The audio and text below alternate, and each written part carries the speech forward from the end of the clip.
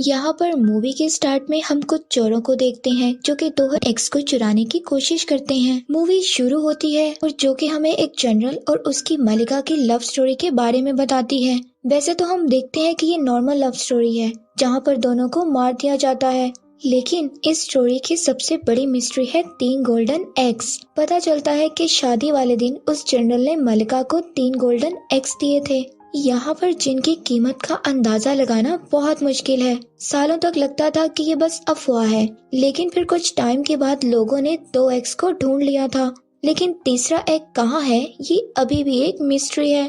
लेकिन उन 2 एग्स में से एक एग को मार्केट में बेच दिया गया और दूसरा एक म्यूजियम में है। आगे हम एक आदमी को नकली गोल्डन एग बनाते हुए देखते हैं और फिर नेक्स्ट सीन में हम देखते हैं कि FBI की टीम म्यूजियम में आई है जहां वो गोल्डन एग रखा हुआ है और उन्हें FBI की टीम को लीड कर रहे होते हैं 2 ऑफिसर।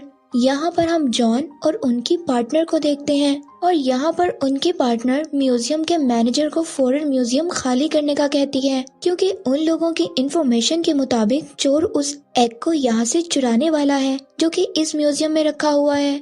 जॉन यहाँ पर उस एग को चेक करता है और कहता है कि चोर अपना काम कर चुका है और ये एग नकली है। मैनेजर उसकी बात पर बिल्कुल यकीन नहीं करता और हंसते हुए उसकी बात को टाल देता है और तभी वहाँ से जॉन एक बच्चे से कोल्ड ड्रिंक लेकर उस एग पर गिरा देता है। जैसे हम देखते हैं जैसे ही कोल्ड ड्रिंक गिरती है वो पिघलना शुरू कर देता है। जॉन के पार्टनर फौरन म्यूजियम को सील करने के लिए कहती है और यहीं पर हम एक चोर को देखते हैं जो कि ये सब कुछ देखते ही वहाँ से भाग जाता है और यहाँ पर जॉन और उसकी पूरी टीम उस चोर को पकड़ने की कोशिश करते हैं, लेकिन हम देखते हैं कि चोर बहुत ही चालाक था।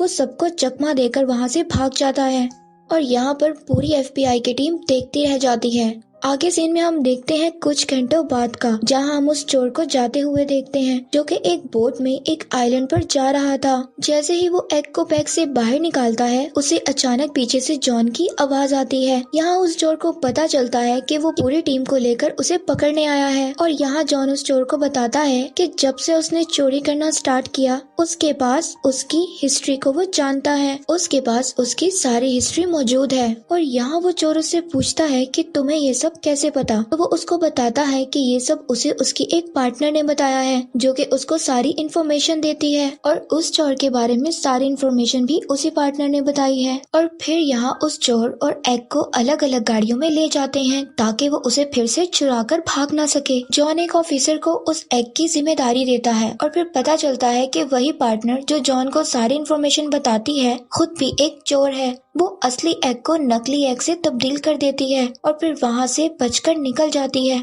और फिर आगे का सीन कुछ घंटे बाद का दिखाया जाता है जहाँ जॉन की पार्टनर बताती है कि गाड़ी में मिला एग नकली था और वो बताती है कि उसको शक है कि इन सब में जॉन का हाथ है। जॉन उसको बहुत समझाने की कोशिश करता है लेकिन वो उसे अरेस्ट करके जेल में डाल देती है। हम देखते हैं वो जेल पहाड़ों के दरमियान है और यहाँ वो देखता है चोर भी इसी जेल में मौजूद है। वो चोर जॉन को देखकर बहुत खुश होता है और आगे वो चोर उस जॉन को बताता है कि इजिप्ट के एक बिलियनर ने एक शर्त रखी है कि वो अपनी बेटी की शादी में 3 गोल्डन एग्स गिफ्ट करना चाहता था और जो भी ये काम करेगा वो उसे हैवी अमाउंट देगा। ये सुनकर जॉन उसे तीसरे एग के बारे में पूछता है क्योंकि कोई भी उस तीसरे एग के बारे में नहीं जानता था। वो चोर उसको कहता है कि फिलहाल वो अभी दूसरे एग के बारे में सोच रहा है जो कि एक आर्म डीलर के पास है और उसे एक विला में बनाए हुए एक वॉल में रखा हुआ है और वो उसे बताता है कि पार्टी करने का बहुत शौक है और जल्द ही उसके विला में ग्रैंड पार्टी है।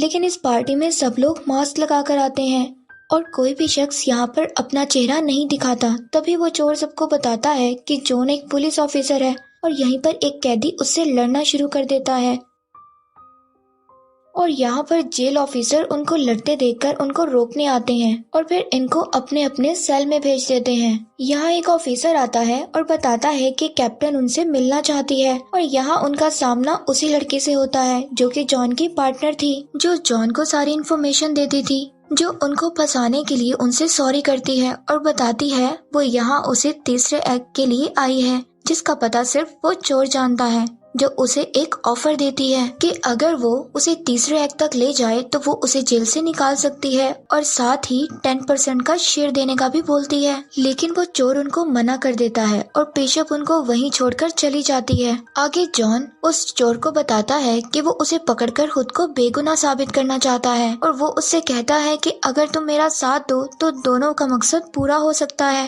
रात को जॉन उस चोर को उस पार्टी के बारे में याद दिलाता है और उन्हें यहाँ से निकलने के लिए जल्दी कुछ प्लान करना होगा। अगले ही दिन वो चोर जॉन को प्लान के बारे में बताता है, जो कि एक सिंपल सा प्रोसेस है। पहले तो वहाँ वो एक छोटा सा ब्लास्ट करते हैं जिससे हर तरफ धुआं हो जाता है। फिर वो मेन गेट तक आते हैं जहाँ पर उनके पास एक कार्ड था। ये कार्ड वो चोर उस वक्त चुराता है जब जॉन की लड़ाई के बाद ऑफिसर उन्हें वापस ले जा रहे थे और नेक्स्ट सीन में जेल की दीवार तोड़कर उनके हेलीकॉप्टर तक पहुँचना था। और यहाँ पर कुछ ऑफिसर उनको पकड़ने की कोशिश करते हैं और बहुत रोकते हैं और यहाँ जॉन की जान भी जाने लगती है, मगर वो बच जाता है। लेकिन फाइनली वो हेलीकॉप्टर लेकर वहाँ से निकल जाते हैं। आगे हम देखते हैं बिशप को, जो कि FBI एजेंट ऑफिसर के साथ बैठी होती है, जहाँ वो कंप्यूटर को यूज करके अपने सारे रिकॉर्ड्स को डिलीट कर देती है और फिर वो FBI की एजेंट को जॉन और उस चोर के भागने की खबर देती है और साथ ही बताती है कि वो रात को डीलर की पार्टी में आने वाले हैं। इधर वो चोर अपने फ्रेंड के प्लान से उस डीलर की पार्टी में निकल जाते हैं। यहाँ पर चोर जॉन को अपना प्लान बताता है कि हमें उस डीलर के गार्ड्स और कैमरामैन से बचते हुए उस वॉल तक पहुँचना होगा, जो कि ऐसी टेक्नोलॉजी से बनाया गया है जो सिर्फ उस डीलर की आवाज और शक्ल देखकर खुलता है। और फिर वो बताता है कि उस वॉल के डोर पर एक सीक्रेट पासवर्ड भी है, जिसके लिए उन्हें उसका फोन और थंबप्रिंट भी चुराना होगा। आगे का सीन पार्टी का है, जहां हम देखते हैं वो दोनों पार्टी में किसी भी तरह आ जाते हैं। वो चोर जॉन को कहता है कि तुम मोबाइल चुराना और मैं किसी भी तरह थंबप्रिंट का इंतजाम करता हूँ। तभी वहाँ जॉन को बिशप दिखाई देती है। चोर इसको मना करता है कि वो उससे मिलने नहीं जाए, मगर जॉन उसको डांस ऑफर करता है ताकि वो डीलर जेलस फील करे और इधर आ जाए और फिर ये उसका फोन चुरा ले। और होता यही है और जॉन चालाकी से उसका फोन चुरा लेता है और पता चलता है कि वो चोर भी उसका थंबप्रिंट लेने में कामयाब हो गया था। फिर वो गार्ड से बचते हुए उस डीलर के बेडरूम में आते हैं और उसके फोन और थंबप्रिंट की मदद से उस डोर को खोल लेते हैं। इससे पहले वो अंदर आ जाए उन्हें पकड़ने FBI की एजेंट आ जाती है, लेकिन जॉन उस FBI की एजेंट को धक्का देकर उस चोर के साथ अंदर चला जाता है। यहाँ उन्हें वो एग दिखाई देता है और साथ ही बिशप भी दिखाई देती है, जो कि पहले ही वहाँ मौजूद थी। फिर उनके बीच एक लड़ाई शुरू होती है जहाँ ये दोनों बिशप का मुकाबला नहीं कर सकते। वो इन्हें पकड़ लेती है। तभी वो डीलर अपने गार्ड्स के साथ आ जाता है और फिर यहाँ पता चलता है कि बिशप उसके साथ मिलकर काम कर रही थी और ये सब उनका प्लान था उन्हें यहाँ पर लाने का। अब वो इन्हें एक सीक्रेट जगह ले जाते हैं और यहाँ बिशप उस चोर से कहती है कि अगर वो उसे तीसरे एक्ट की लोकेशन बताएगा तो वो उनको छोड़ देगी और अगर वो तीसरे एक्ट की लोकेशन नहीं बताएगा तो वो जॉन को टॉर्चर करेगी। यहाँ बिशप जॉन को करंट लगाती है और दोनों उसको बहुत टॉर्चर करते हैं। ये देखकर वो चोर उसको तीसरे एक्ट की लोकेशन का बता देता है और वो बताता है जो कि एक सहरा में है। यहाँ बिशप सेलिब्रेट करने के लिए डीलर को शैंपियन पिलाती है, जिससे वो पीकर गिर जाता है और यहाँ पता चलता है कि बिशप ने उसे भी डबल क्रॉस किया है और वो यहाँ से डीलर का एग भी लेकर चली जाती है और थोड़ी ही देर बाद उस डीलर को होश आ जाता है और उसको यहाँ पर सब कुछ धुंधला नजर आने लगता है और वो वहाँ फायरिंग करने लगता है, जिससे जॉन की हथकड़ी खुल जाती है। तभी जॉन उस चोर को अकेला छोड़कर जाने लगता है और कहता है कि तुम्हारी वजह से मुझे टॉर्चर किया गया। तभी वो उसको बताता है कि उसने बिशप को गलत लोकेशन बताई है। ये सुनकर जॉन उसको भी आजाद कर देता है। वो लोग बहुत मुश्किल से वहाँ से बाहर निकलते हैं और देखते हैं कि एक स्टेडियम में है जहाँ पर बुल फाइटिंग होती है। यहाँ वो फंस जाते हैं। एक तरफ डीलर उन पर नीचे से गोलियां चला रहा होता है और ऊपर से बुल उन पर अटैक करती है, लेकिन वो दोनों किसी तरह यहाँ से निकल जाते हैं। अगले सीन में हम उन्हें ट्रेन में देखते हैं, जहाँ जॉन बार बार उसे थर्ड एक्ट के बारे में पूछता है और उस चोर को डराने की भी कोशिश करता है, मगर वो चोर अभी भी कुछ नहीं बताता। अब जॉन उसे इमोशनल करता है और कहता है कि अगर वो उसकी हेल्प करेगा, उसे बेगुनाह साबित करेगा, तो वो बिशप को पकड़कर उसे दुनिया का नंबर 1 चोर बना सकता है। ये सुनकर वो चोर उसको बताता है कि बात बहुत पहले की है, जहाँ हिटलर के एक खास आदमी को एग के बारे में पता चल गया था। वो अपना सारा सामान लेकर किसी दूसरे शहर चला जाता है, एक बोट के जरिए जिसमें तकरीबन 100 टन के करीब सामान था। बहुत से लोग उसे उस खजाने के लिए ढूंढते रहे थे, जिसमें वो बताता है कि उसमें उसके डैड भी थे। उनके मरने के बाद वो चोर उसको बताता है कि उनके ट्रॉल से एक घड़ी मिली थी, जो कि वो एक ऑक्शन से लाए थे। ये असल में उस आदमी की वॉच थी, जिसमें उसको पता चला कि तीसरा एग कहीं दूर जंगलों में छुपा है। वो दोनों भी वहाँ पहुँच जाते हैं और घड़ी की मदद से एक सीक्रेट होल को ढूंढ लेते हैं। वो चोर अपने डैड की घड़ी से उसका दरवाजा खोलता है और वहाँ काफी कीमती चीजों को देखते हैं, और वहाँ वो कुछ एंटीक कार को भी देखते हैं, और वहीं वो उन्हें एग भी दिखाई दे देता है। इससे पहले वो उन्हें लेकर जाते बिशप एक बार फिर उधर आ जाती है। वो उन्हें बताती है कि उसको उस पर शक था, इसलिए वो उनका पीछा करते हुए वहाँ तक आ जाती है। फिर वो उनसे एग देने को कहती है, और तभी FBI की एजेंट पूरी टीम को लेकर वहाँ आ जाती है। उससे बचने के लिए वहाँ पर मौजूद एंटीक कार में तीनों भाग जाते हैं, और FBI की टीम भी पुरानी गाड़ियों से उनका पीछा करती है।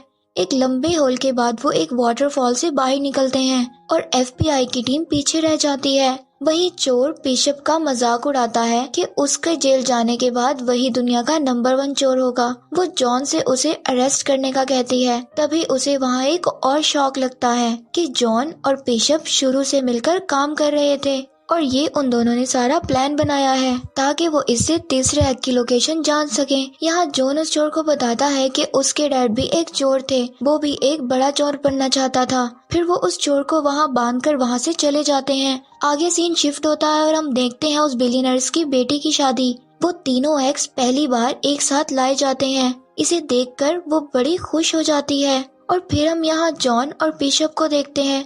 उन्हें इन एग्स के बदले काफी ज्यादा हैवी अमाउंट मिलती है, और वहीं वो एजेंट FBI की टीम के साथ आती है और इस बिलियनर्स को चोरी का सामान खरीदने के जुर्म में अरेस्ट कर लेती है। और वो दोनों ये सब कुछ देखकर वहाँ से निकल जाते हैं। आगे हम 6 महीने बाद देखते हैं जॉन और बिशप को एक बोट पर एंजॉय करते हुए। तभी वो चोर उधर आ जाता है और वो दोनों उसे देखकर हैरान हो जाते हैं। वो उनको बताता है कि FBI की टीम ने मुझे अरेस्ट कर लिया था और वो दोबारा मुझे वहाँ जेल भेज रहे थे, मगर मैं वहाँ से भागकर निकल आया और इधर आ गया। आगे वो बताता है कि मैंने उस FBI की एजेंट को हैवी अमाउंट की लोकेशन दे दी है, अब तुम मेरी तरह बिल्कुल खाली हाथ हो। फिर वो उन्हें कहता है कि मेरे पास एक और प्लान है जिस पर तुम्हें मेरे साथ मिलकर काम करना होगा। अगर तुम ऐसा नहीं करते तो वो FBI की एजेंट तुम्हें अरेस्ट कर लेगी। जॉन पहले मना कर देता है, लेकिन फिर दोनों मान जाते हैं और उस एजेंट के आने से पहले वो वहाँ से निकल जाते हैं। आगे हम उन्हें दूसरे शहर में देखते हैं जहाँ वो नई चोरी के लिए तैयारी कर रहे थे, और यहीं पर मूवी एंड हो जाती है।